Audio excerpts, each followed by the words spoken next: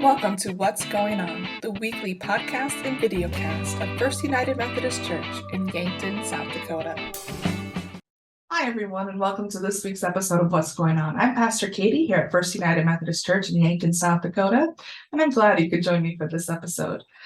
There has been a lot of exciting things happening at the church, and so I want to just highlight them and celebrate them for what they are, and then to talk a little bit about some things that are coming up, what we're in the middle of right now, and just looking to the future, because I feel like we're just going to be doing this all the way, maybe this way,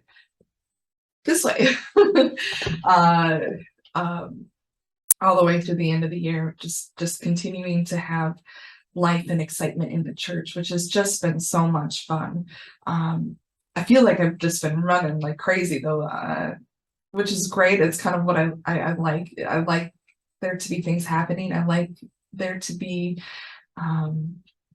life and energy in the church. And so it's good. It's good. It's a good change of pace for me.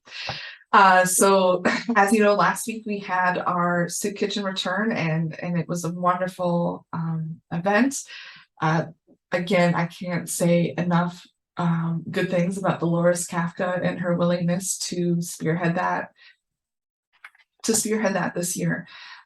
Dolores definitely had a full team of people that she was working with, but really it was her yes that made it possible, because you need someone that's really going to take charge, and Dolores knew what needed to be done, and she was the one who really adapted it. So if you had been to our soup kitchens in the past, they used to be all day. We used to do both lunch and dinner, and there used to be a country store and some different things. And we really scaled it back this year to just the evening session and no country store. And I know that there were some people when they came were a little bit disappointed because they had brought some extra cash for the country store. And, you know, we're not going to say that we won't bring that back, but we weren't sure after a couple of years off what kind of response we were going to have, not only from the community and who might come, but also from our church, making sure that we had enough volunteers and enough people and enough donations to make things possible. And so perhaps, I mean, if that's something that you're really passionate about and you're like, Pastor Katie, I would really like to have maybe even just a bake sale that went along with Soup Kitchen. I mean, I'll be honest, that's kind of what I would like, but I love to bake. So any excuse for me to get to bake, you know, have some banana bread, have some cookies and bars and things that people can pick up and take home, you know, after they've had their pie. I don't know, might not be a bad thing. But Dolores shared in worship that between the last year that we did the full on 2 meals and the country store versus this year just doing the 1 meal and no country store, the difference of what we took in was only about $900. And so they really feel like this year was a great success and that it was the right choice to make for us to do it that way.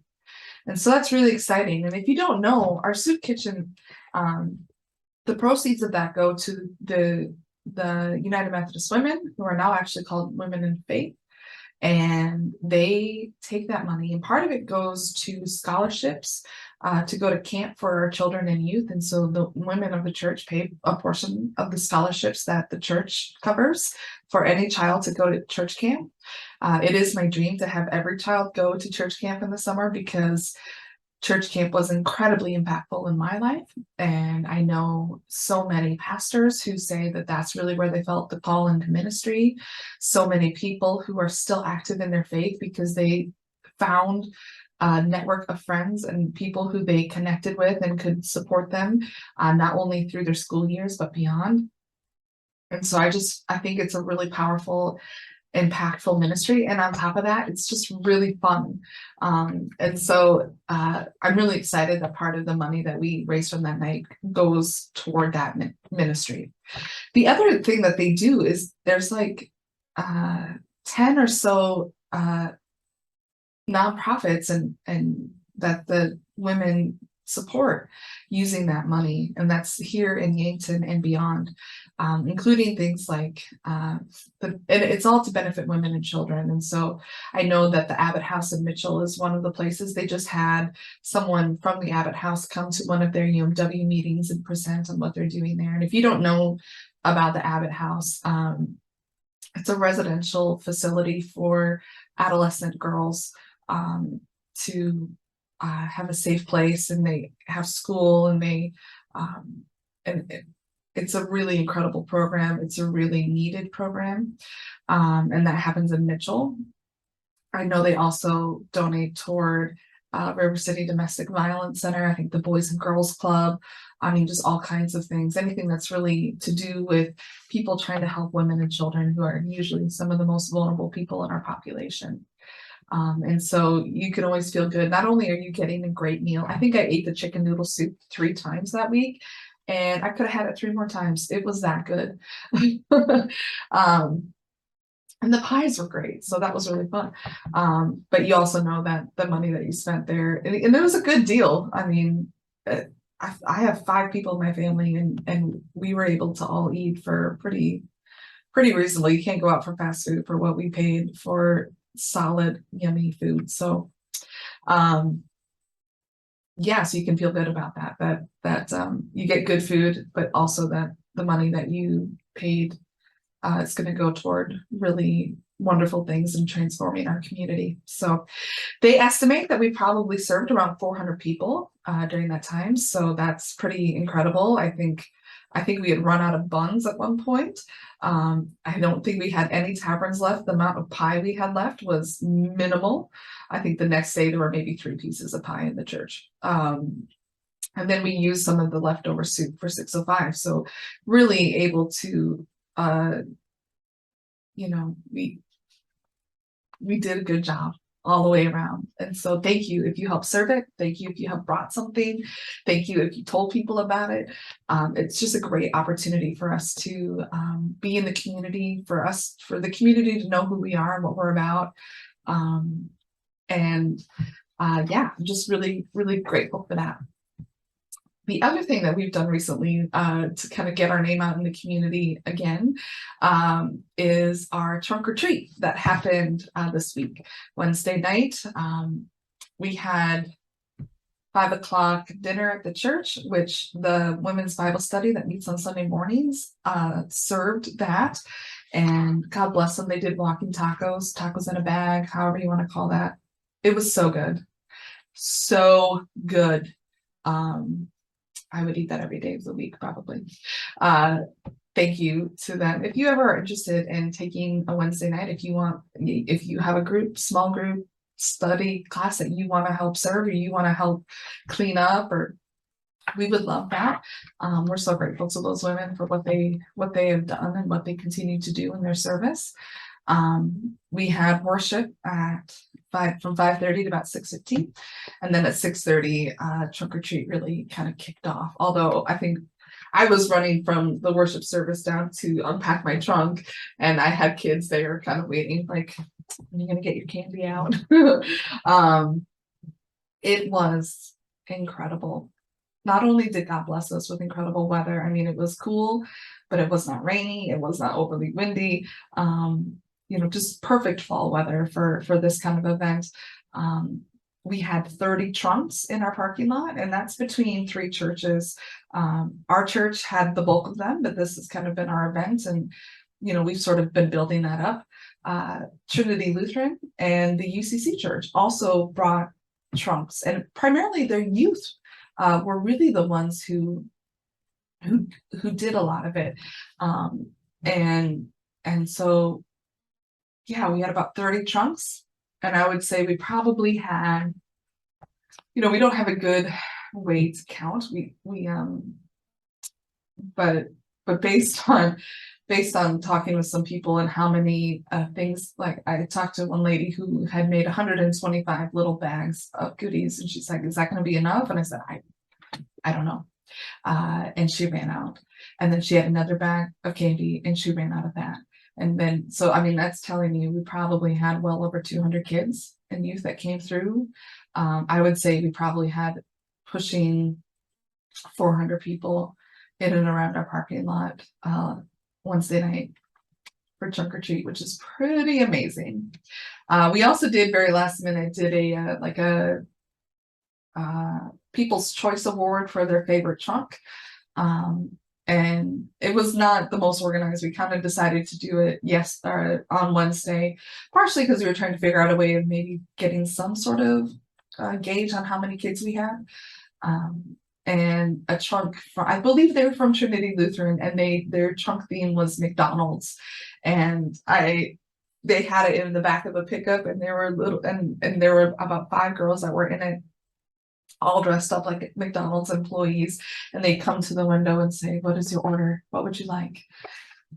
It was so cute. It was so creative. I think they had like 30 votes or something. We also had another trunk that was Shrek themed, and you had to play like hopscotch on the swamp to get to where the candy was. That one was also very popular. I think that got second place.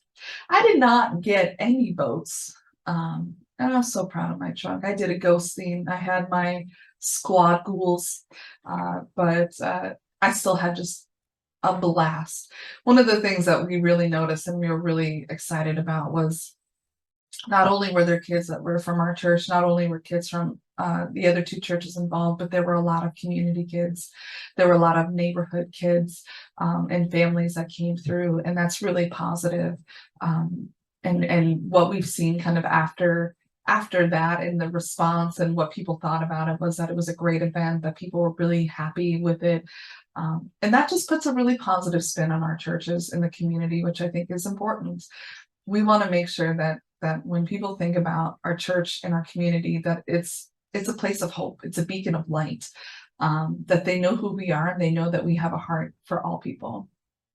And so I feel like events like Trunk or Treat, although they're just fun, they're also doing that work of helping people to put some faces to the church, to have a safe kind of way to see and get an understanding of who we are, what we're about, and that we love people. And so like back-to-back weeks, we had a couple really big community events, and it was wonderful. If you have photos, if you came to Trunk or Treat and you have photos, please share them on our Facebook group. Which, by the way, let me talk about that a little bit. I've talked about it before, but I'll talk about it again.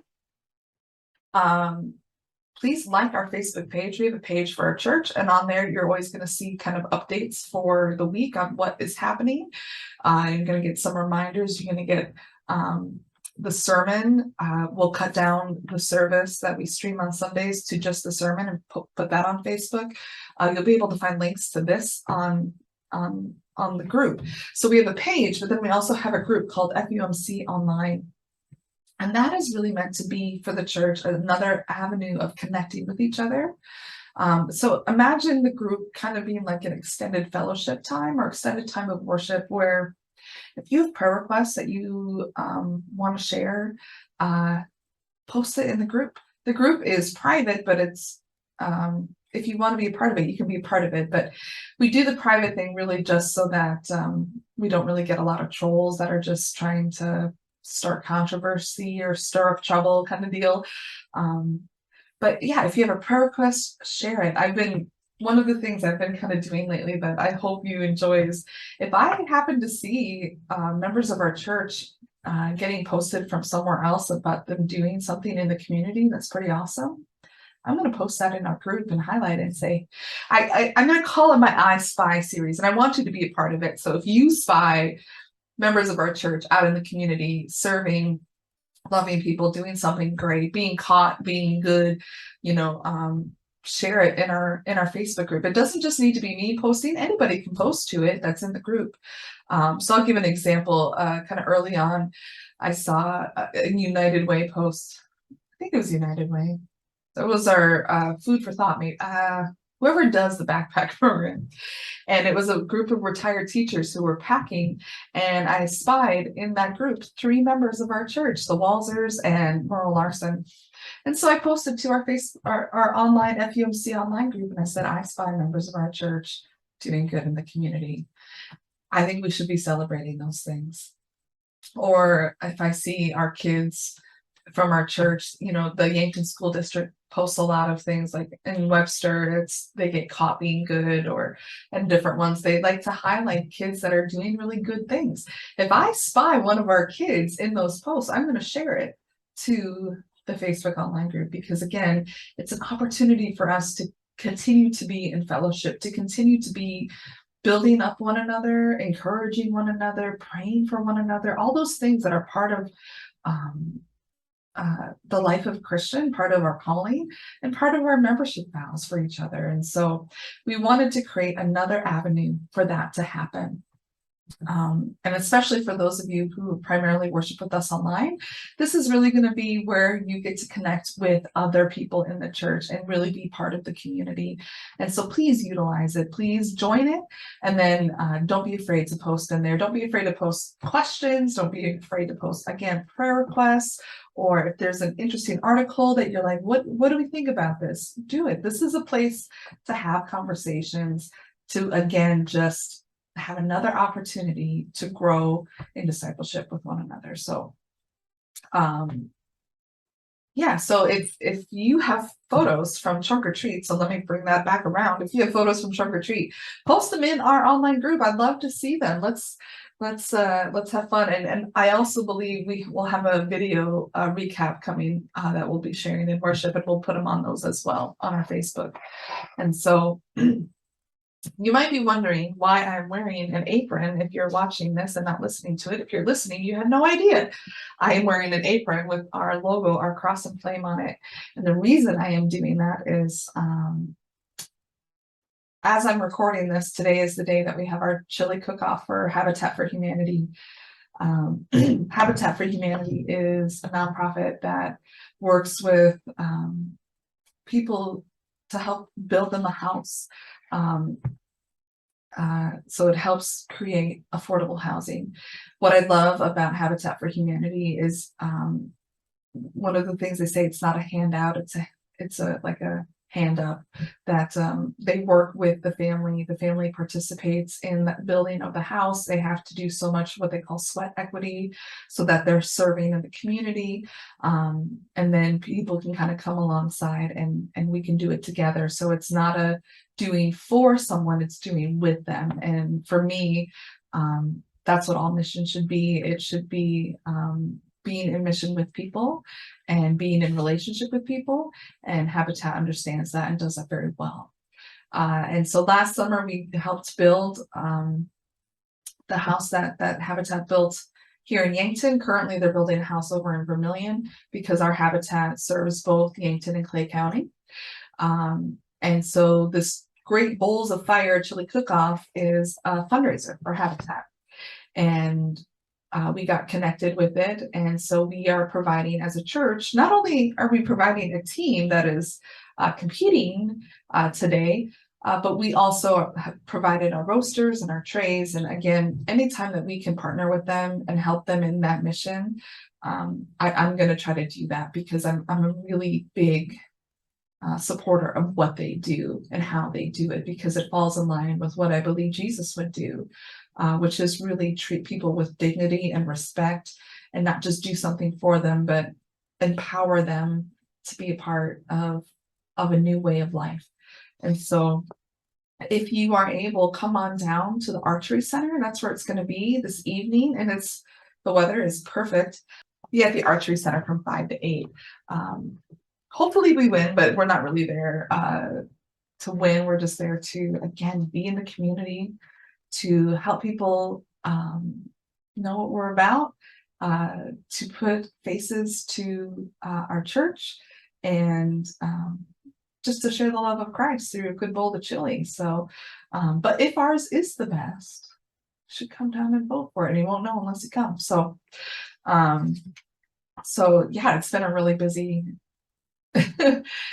time of being in a community, but it's been so much fun. Let's see, what else do we have going on? So this week is also the week for turning in your estimate of giving cards. So those who have already turned them in, we want to say thank you for doing that, and really may God bless what you are willing to give, and the intention with which you give it.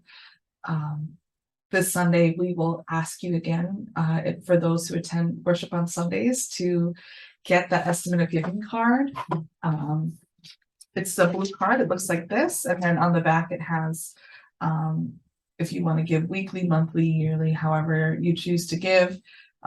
Just we like to, for most of you, we probably have your information, but also there's times where people's emails change and we don't know it, or your phone changes or something, or you move and we don't have that updated. So that's why we asked for that. And then there's a part in here that says, tell me more. I'd like more information about.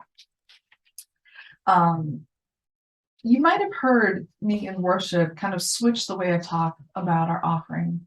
And that's very intentional, and I want to talk a little bit about that.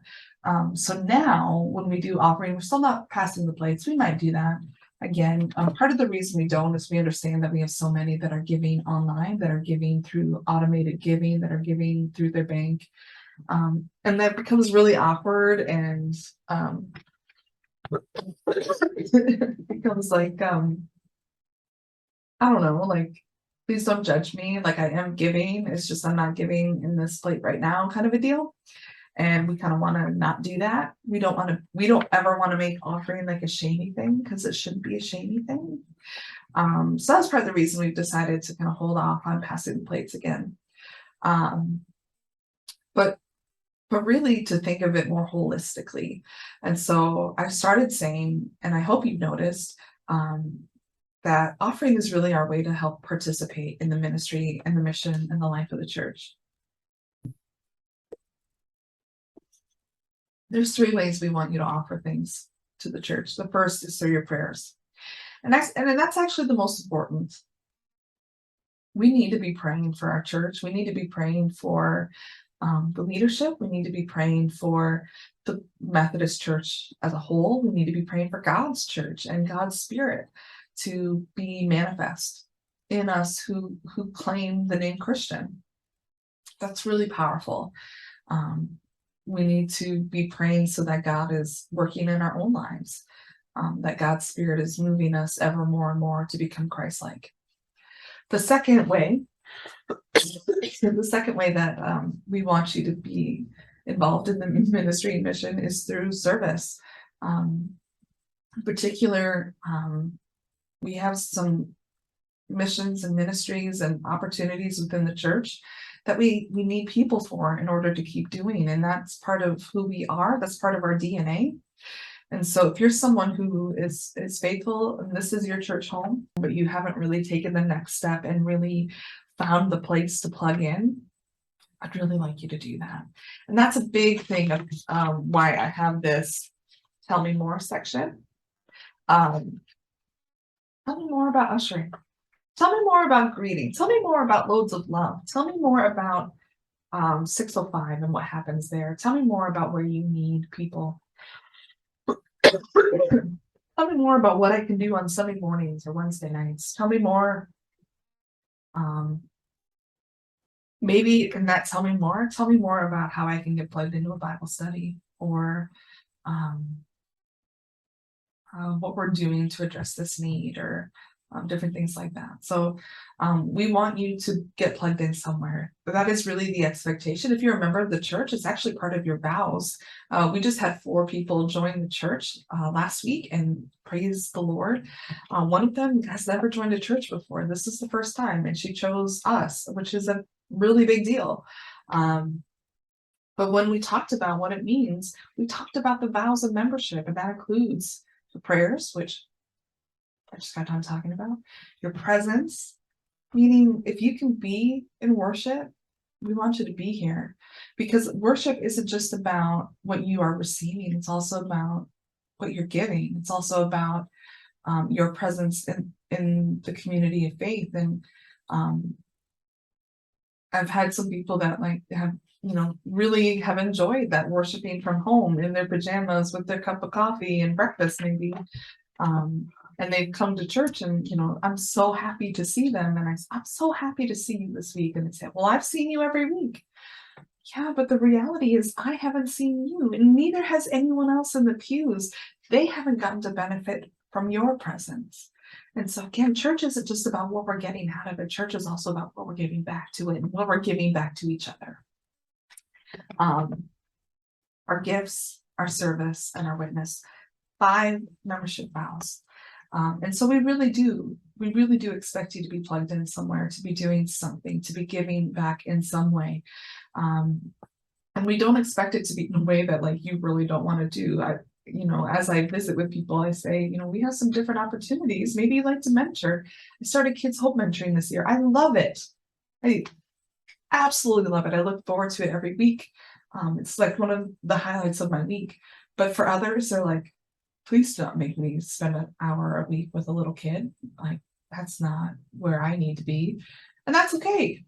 That's okay. But maybe there's something else that you can be doing, right? Maybe there's a different area that does meet you, that will give you the kind of joy that I get out of mentoring. And so we want you to find that. What's not acceptable really is to say, I really don't need to do that. I don't need that for my faith, because again, it's not just about us individually, it's about us together. And part of what Jesus calls us to do is to love one another, to hold one another accountable, to encourage one another, to be the faithful people of God together. So that's what I would like more information about. I would love to help you get plugged in. If you don't know where to start with me. Come talk to me, and I will share and give you some ideas for what might work for you. And then the final way, I'm trying to think of what was the framework that I was using. What I talk about with offering, prayers, plug in. And then the final one is actually giving. The reality is we here at the church, things cost money, and doing things costs money, and having staff costs money. That probably costs the most money. But we have the best staff. I've worked in multiple churches with staffs, and I've met some wonderful people, but the people that we have here on staff right now are really, truly some of the best people I've ever known. And they all can love and support one another and work together, and they're truly a blessing. And I'm truly blessed by each person that we have on staff here. But we're able to do that through your giving. We're able to have incredible people that can devote their time and take and afford to do that. So we can have incredible musical groups. So we can have someone that's really organizing and focusing on our missions and mentoring, so that we can have someone who's spending a lot of time really discipling our children and youth, and a lot of what our staff is doing is trying to empower you. They're basically the organizers. They're the ones that like get it going, and recruiting the volunteers that are needed to make things happen. And then, like we have incredible office staff as well that honestly, this church would not run without Craig. And so if you get a moment, I know it's been Pastor Appreciation Month, but really we need a Craig Appreciation Month. We need a Lisa Appreciation Month in the office, right? Maybe we should institute that. I might institute that. Look for that in 2023. Look for the months that we're going to appreciate Craig, and look for the months we're going to appreciate Lisa, and months we're going to appreciate Tiffany. Maybe each month we'll just highlight a different staff person. This is not a bad idea. If anyone wants to take this on and run with it, let's do it. Let's do it. Yeah, that's good. I think that would be awesome. But anyway, all of that, it takes money, and your giving makes those things possible, and they're here to help make disciples, which is our mission. So all of that to say, turn these in on something. November 10th is our charge conference. That's a Thursday evening at 6:30. Rebecca Trubbs will be here. If you are a member of the church, we highly encourage you to come, and that way you can ask your questions about what's going on in the larger United Methodist Church.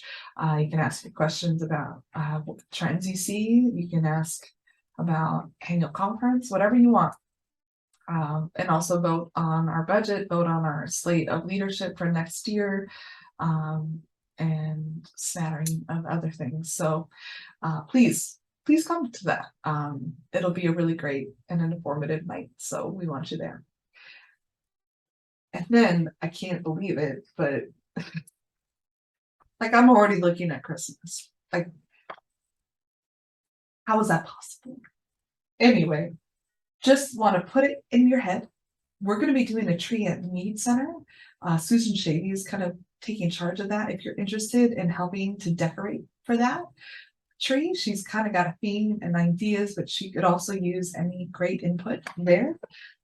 Or if you're like, I want to help decorate the tree or decorate the church, we're going to try to be doing that between November 20th and 23rd, because we will actually start Advent the night before Thanksgiving with our Wednesday night service. So yes, get that on your calendar. Let us know probably the best time that the most people will be available, and we will get that going. And so, yeah, when I say we have a lot going on and things are just going to keep escalating, I mean that in the best way. So hopefully you're coming to worship, you're joining us, you're telling your friends, you are getting out there and being a light for Christ. At the end of the day, that's what we're here to do, is point people to God, give them hope, and show them a new way to live. So with that, that's my encouragement to you this week. And we'll see you real soon. God bless. Thank you for joining us for this episode of What's Going On, a podcast of First United Methodist Church in Yankton, South Dakota. We'd love to have you join us for worship on Wednesday nights at 6:15 or Sunday mornings at 10 a.m. You can also worship with us online at firstumcyankton.org or find us on YouTube.